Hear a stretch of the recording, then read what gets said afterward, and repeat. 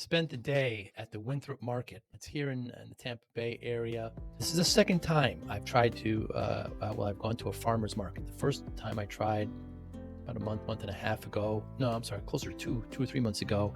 Had some issues with equipment and the canopy. Only was able to interview one person. Was much better prepared now. Got all that knowledge from kind of what I learned from there and took it here. I did end up hiring somebody to help me, Jordan Trowbridge, delightful, intelligent, and engaging young man, helped me through the day. I had him on the podcast as well. But Winthrop Market's a wonderful farmer's market. I had a couple hundred vendors, and it's in this Winthrop Square, and it's a great event. The booth is fairly inexpensive, but the goal, the mission, was to talk to people that I just wouldn't be able to talk to typically, and have great conversations. And I did just that. It was a wonderful, wonderful day. It was a hot day in Western Florida, got up to about 90, but there was a slight breeze, and all the equipment worked well. We got solar panels and a charging unit to charge all the equipment. First gentleman, Bobby Perdomo, was a fascinating man. He came back from addiction and is bouncing back and helping others. Jack Tanzerite, assistant, his PA, works on the back. Very interesting discussion about myths and how to better help the back. Michael Johnson. There's a dying language called the Gullah. It's in the Low Country. For those of you who are not familiar with the great area of Charleston and Kiowa, that whole area of South Carolina, it's called Low Country. And there's a language there that's spoken only by 250,000 people. And it's still trying to live and preserve and move on. And Michael Johnson was talking about that. It's fascinating how these languages live on. The Smithsonian Institute has acknowledged it.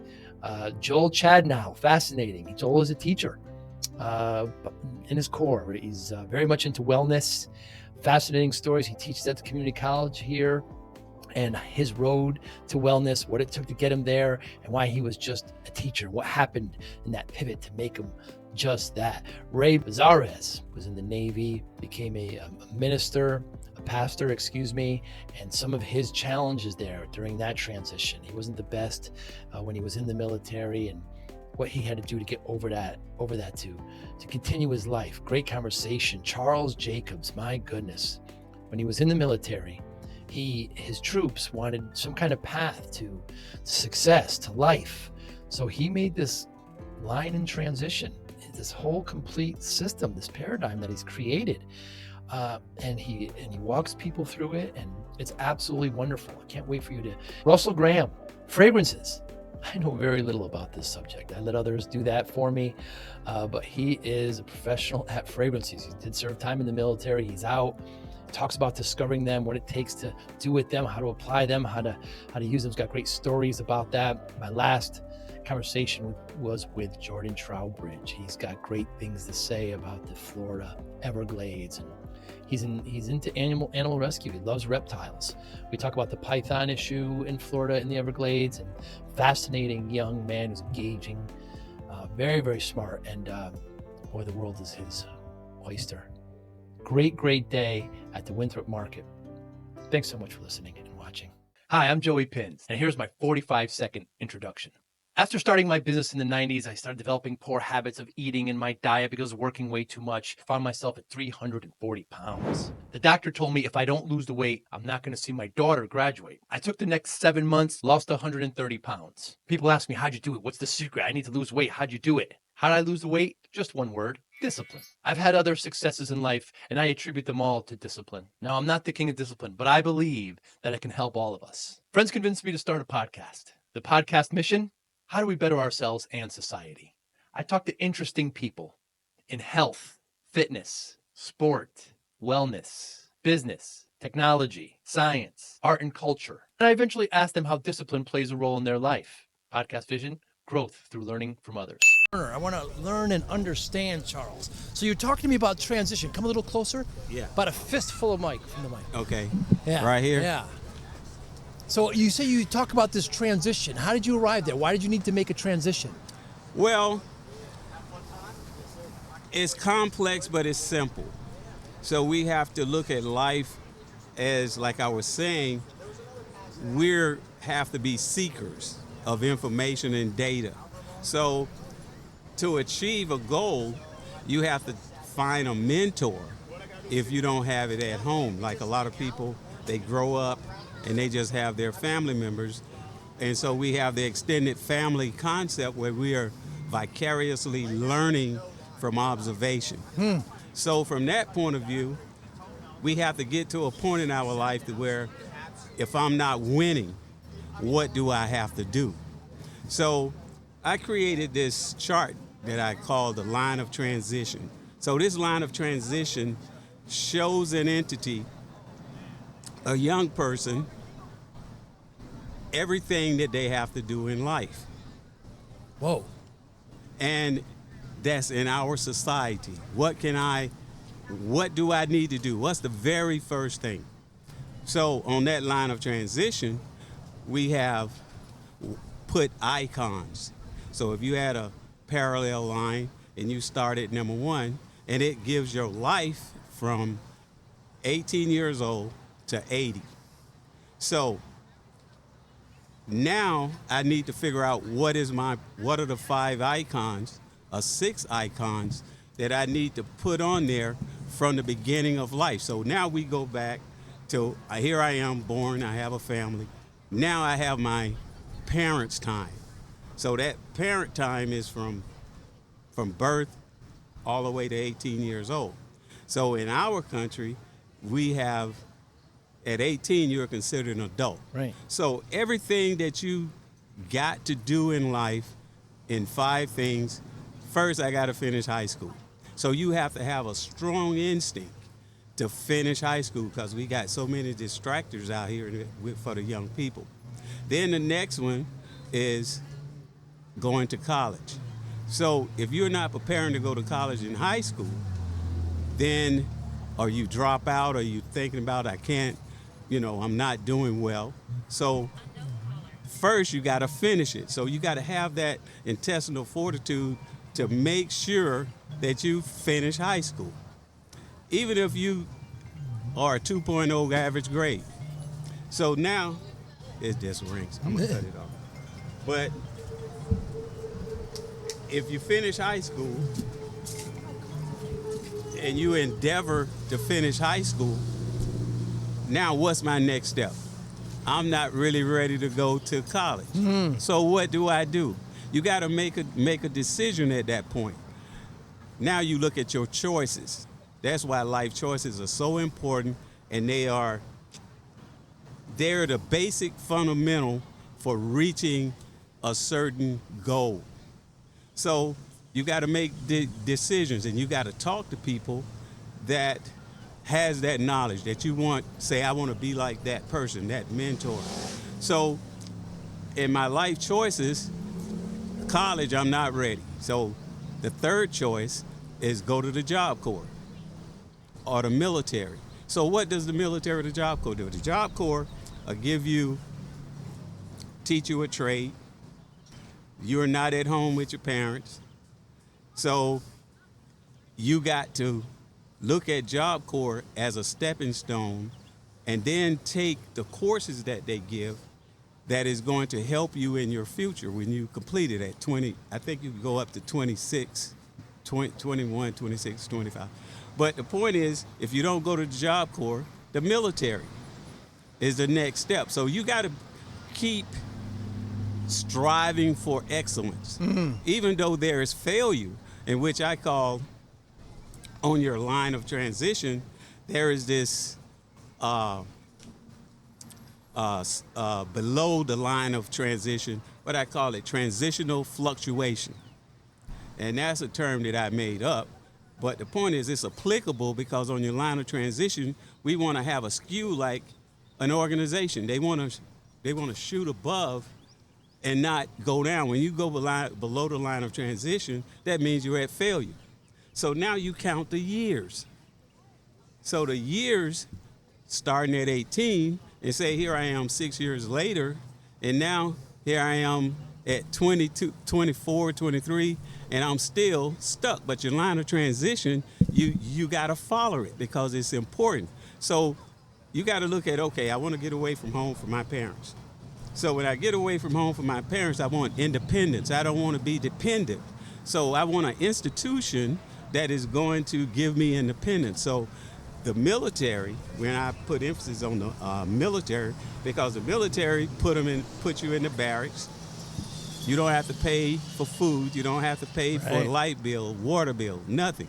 They just give it everything. Now you could go to college. They even give you college benefits. So you could go while you in and when you get out. So then the third, what I was on 3. So now the third thing is the fourth is to get a job.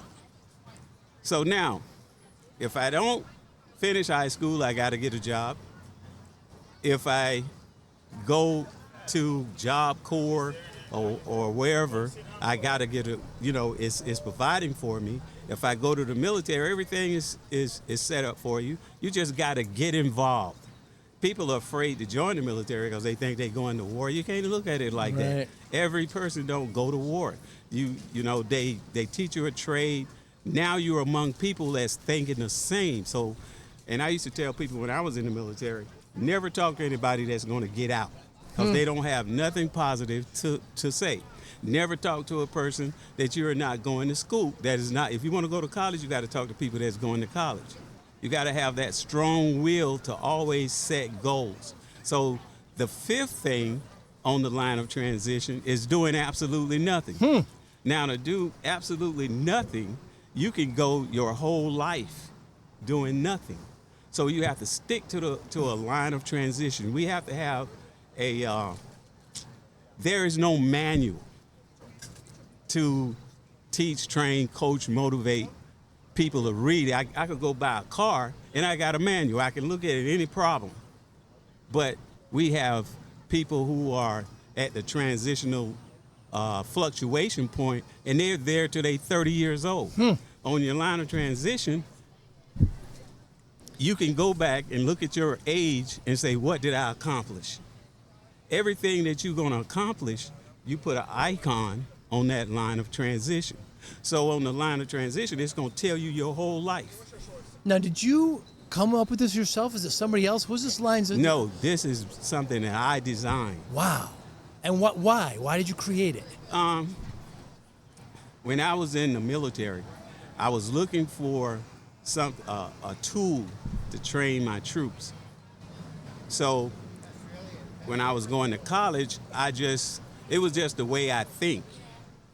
I'm looking for achievement. So in the military, we're required to, discipline is primary. You always got to have a goal. And if you don't have a goal, they're gonna give you goals. They send you to school, training.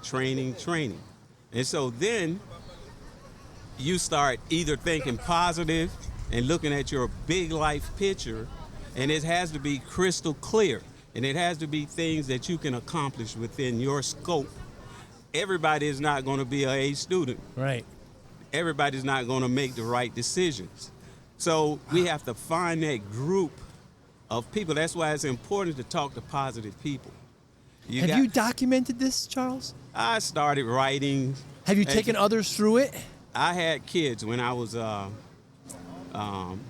with my kids growing up. And so as they was growing up, I taught them this concept. I see. And even though people are recalcitrant, people are incorrigible. Yes. Where they don't see the light at the end of the tunnel.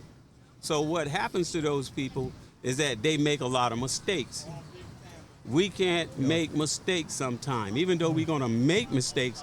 But if the more you are planned, the more you're looking at what you're doing in life and sticking with the right people, that's why it's good to network with positive people that's going places. And so it's like in college, if you're planning on going to college, you got to talk to people that want to go to college. You don't want to talk to people that's going to stand at the corner, I don't have a goal, I'm just messing around. And then what is ironic is that when we look at life itself and its metamorphosis, it seems so slow, but time is moving faster than what you think it is. So let's say a person didn't graduate from high school, I don't care if they 30 years old, 40 years, to say, I'm gonna finally say I'm gonna go to college, they got to go back and make up to get that college or high school diploma. Wow. You know, so, and if they didn't join the military or go to the Job Corps 30 years from now, in which that's what I was alluding to, the fact that the kids in my neighborhood, they used to come to me, Mr. Jacobs, when they come to my house, and I'm talking about a lot of kids around this area in Brandon, they were going to high school and they were with my kids. They would come over, and on Friday night was their fun night. So they'll come park in my yard. I'm at work working, and I get calls from the neighbors. Hey, you got all of these kids around your house, at your house, and it's like 40, 50 of them. And I'm going like, okay, I'm coming home because I don't want the cops to come over. Right. So I go out, and so I made up. Welcome. I'm Joey Pinz, and I'm thrilled to guide you through this course. Discipline for Greatness, unlocking your best self in 7 days. Whether you're here to take the first step toward a better you or looking to build on the momentum you already have, you're in the right place. This course is about real change, not fluff. Let's get started.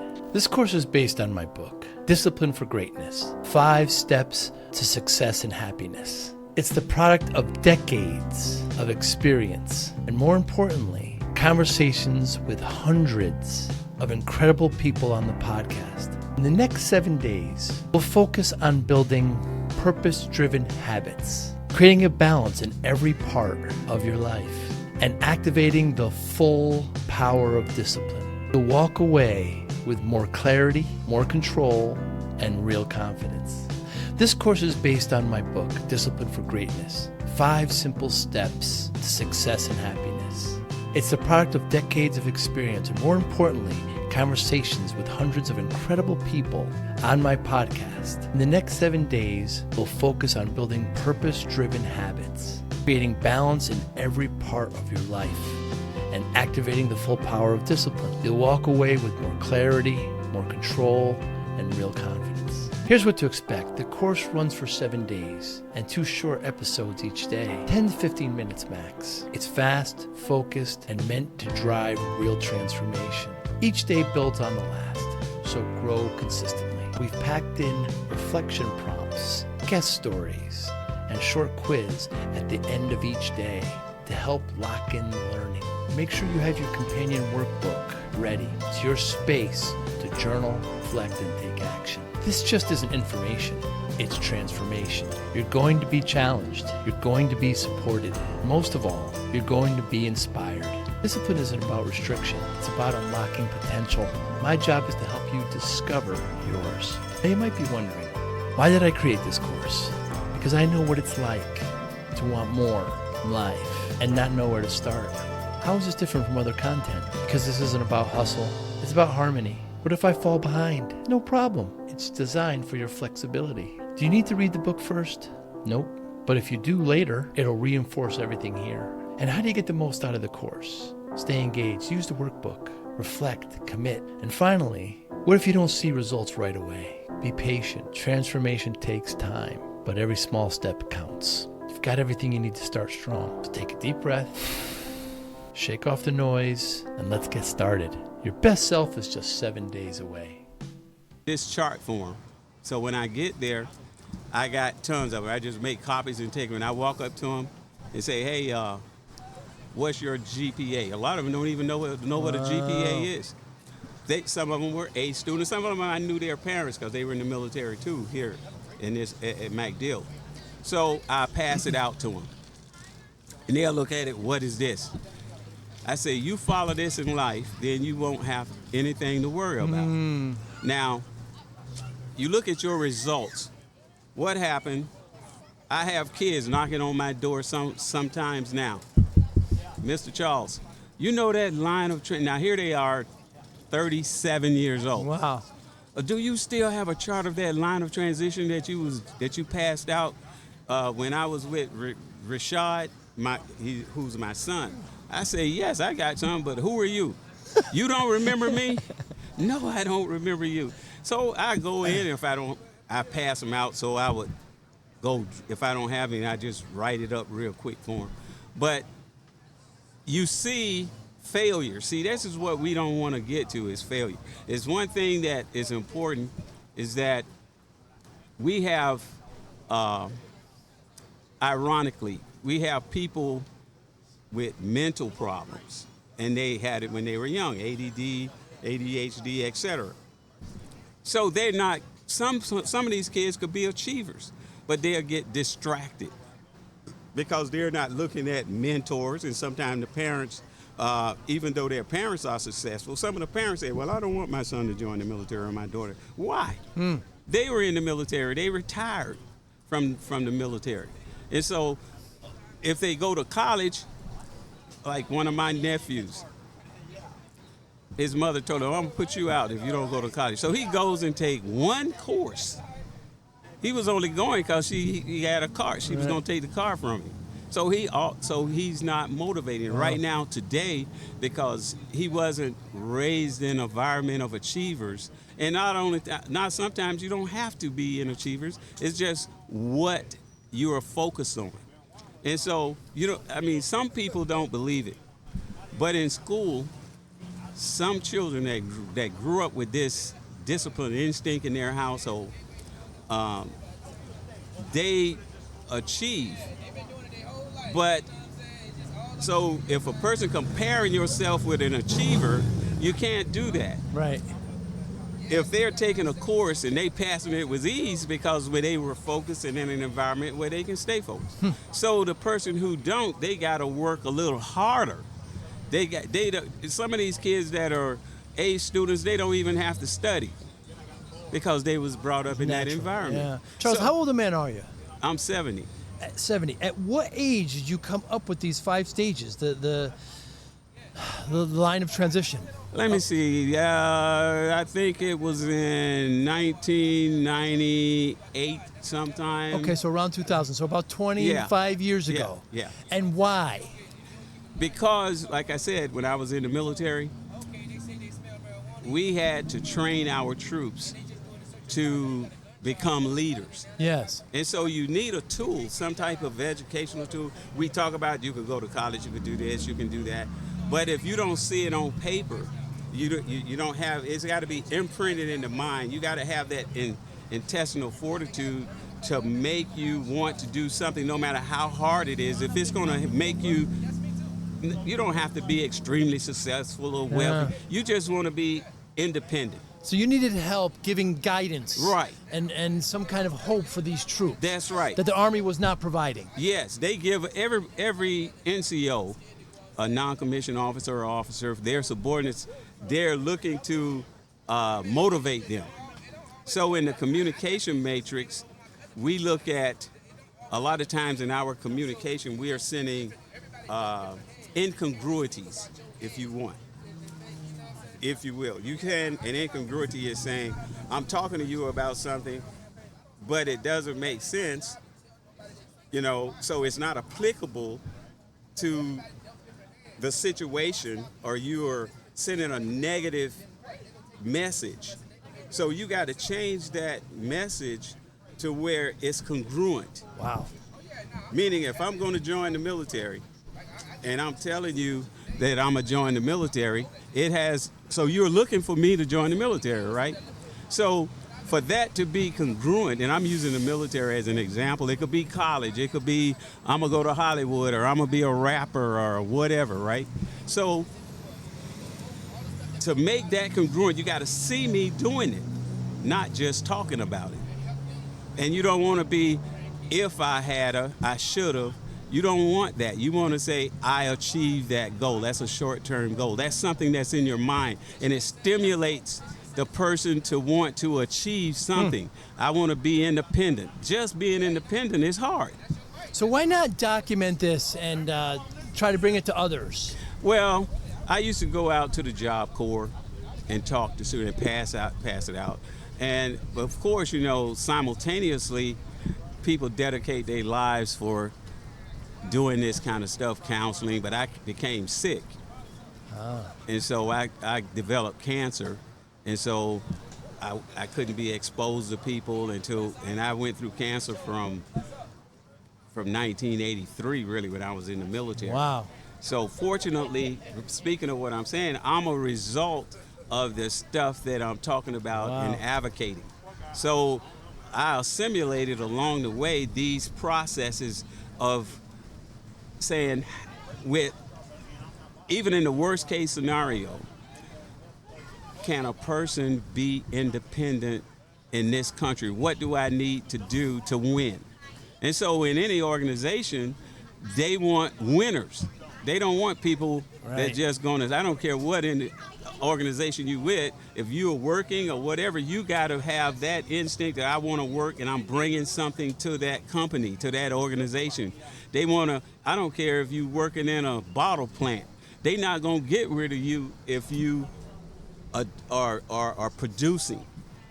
They fire people that just add a lullaby, whatever. And in your organization, you want people that can speak it, talk it, walk it, and I don't care how simple the job is. I don't care if it's digging a ditch. Wow. You see what I'm saying? So what I'm saying is not just applicable to successful people, whatever. We're talking about the basic fundamentals of starting out with nothing and how do I get there. Wow. And so you got to set goals. You got to understand life is really hard.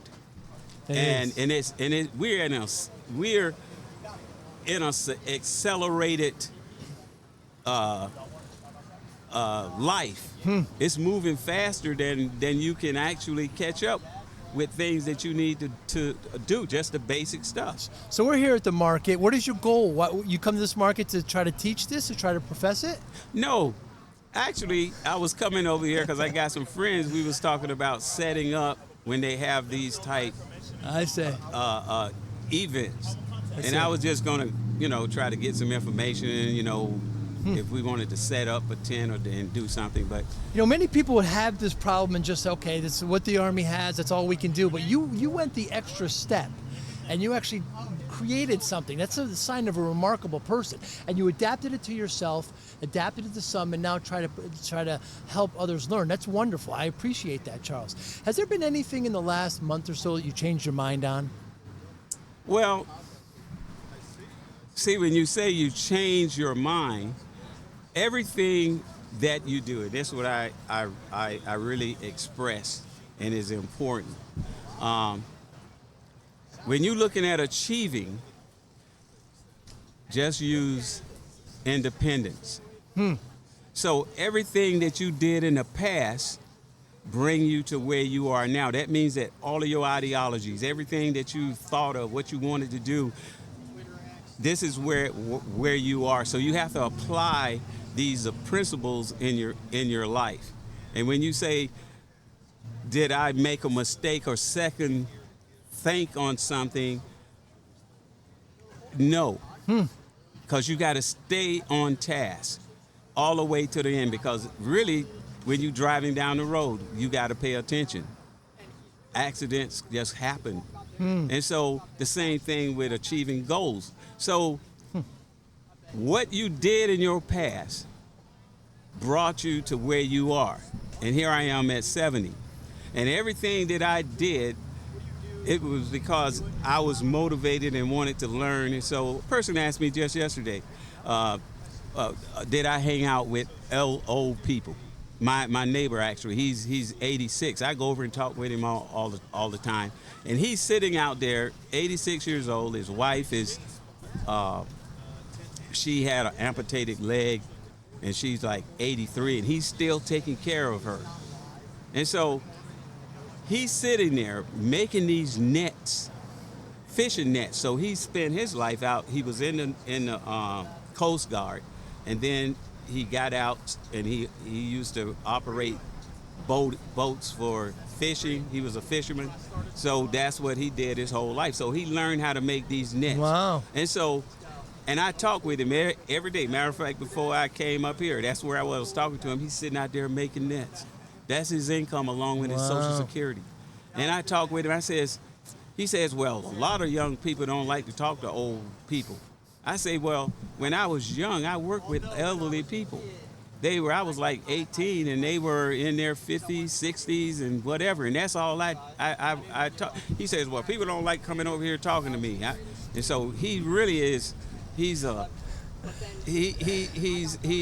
little disgruntled. Yeah, he's a disgruntled person, Yeah. but he's taking care of his wife. He Yeah. gets up, walk his dog. He, and he's still working. Yeah. And so he asked me, he goes, well, how come you're not working? I say, I did. I know all of my time. I spent 20 years in the military. I went to college while I was in the military, and even after I got out, I worked as a human resource manager for a government contractor for 10 years, and then the cancer really hit me, and then I was out of work. Wow. So I couldn't go to work. So I think back, if I hadn't have made the decisions to answer your questions that I did and questioned it and just did, everything worked out. Wow. I live off of my military disability, my Social Security, and what other one do I have? Well, I'm My glad that you're retired here. pay. I'm glad you're here, Charles. So I started my my business back in the 90s, working way too hard, 14, 16-hour days. You're no stranger to this, I'm sure. Right. I'm in front of the doctor. I'm at 340 pounds. And she says to me, if you don't lose this weight, you're not going to see your daughter graduate. My Exactly. daughter was just born. Scared the life out of me. Right. I'm driving home, punching the steering wheel. This is my pie hole. I did this to myself. Right. Took the next 6-7 months, lost 120 pounds. You can't look at it as a finishing line. These are Right. lifelong changes you have Right, to it's a make. strip. It's all the way through. Yes. So when I tell people this story, they say, well, what'd you do? What's your secret? And there's no secret, Charles. Discipline. You mentioned Right. it earlier. Discipline, motivation, focus, willpower, routine. Right. How does discipline play a role in your life? It's the Charles most Jacobs. important attribute that a person can possess in their life. Really? Everything is discipline. Getting up in the morning is down to the simplicity of life. Discipline is so important. Positive discipline. You have to turn it to positive and apply it in your life and everything that you do. I don't care if it's mowing the lawn. I could go out there and just take the lawnmower and mow over stuff, but if you don't have discipline, you don't care. Right. You got to look at your work. You have to make sure that you are doing stuff that you can put into your life, and it's going to help you in your future. Say, for instance, Social Security. It's not guaranteed, and you don't think about it, but the way it's set up, the more money that you make when you're younger, the higher your Social Security up to, it's $3,500 a month. But the point is, you got to have a job. If you don't have a job, then all your life, then you at transitional fluctuation on your line of transition. It leads right back to doing nothing. We have to do something every day, because as you get older, guess what they tell you at the doctor? You got to get up. Just don't be sitting down. If you want to live longer, you got to get up and walk. You got to exercise. Your body needs it. And even your brain. Your brain needs positive input. And it has to resonate in your mind in everything that you do. Raising kids, if you got animals, dogs, you got to teach them discipline. Right. And if you don't, then you're just a free radical. You're not going to wind up in a place where we're not looking for utopia. A lot of people are. We have to make sure we separate illusion from reality. I have people I talk to, they're in an illusion. They're following a dream. And they're watching TV. You shut off TV and get to just the subconscious of your mind and see where you are and what's in there. And that's the first stage of creating a future for your life. And the younger that you do that, the more prosperous you will be. And like, for instance, when you go back to those 5 things on your line of transition, we have to keep upgrading it. Why? Because corporate America has changed. It's not easy anymore. The military is not accepting people now. They don't need them. Right. Now they're talking about robots. We had IBM, the first computer company, Watson. leave. Yeah, they left Silicon Valley and went over to China. Yeah. And then all these other companies followed. So now that put a challenge for American people that's trying to, especially that's working in computers. They now got to think, well, what I'm going to what I'm going to do. When I was in California, there was this guy stopped at a dealership right after IBM closed, and they went overseas. They just paid him and let him go. So he was pissed off because now he became he was selling cars. Yeah. And he was mad as heck. Yeah. Yeah. Corporate America changed. Yeah. And as it changes, it's getting harder and harder and harder Sure for is. people to survive. So now you got people that's pinching on the government. Yeah, the line of transition seems that it would help. Charles Jacobs, I thank you so much for your time today. Yes. I really appreciate it. Yeah, it was nice. Thank talking you. with Thank you for listening and or viewing Joey Pinz Discipline Conversations. Please share this episode with one or two of your friends who you think may benefit from the episode. Our website, www.joeypins.com. There you'll find lots of resources and you could join our mailing list. Please follow us on all our social media, Instagram, Twitter, and Facebook. Podcast information, the video version of our podcast is on YouTube. Please subscribe. Audio is on all major podcasting platforms. Please follow them. And if you like it, please consider giving 5-star rating. Would really appreciate that. Thank you again for listening or watching Joey Pinz Discipline Conversations.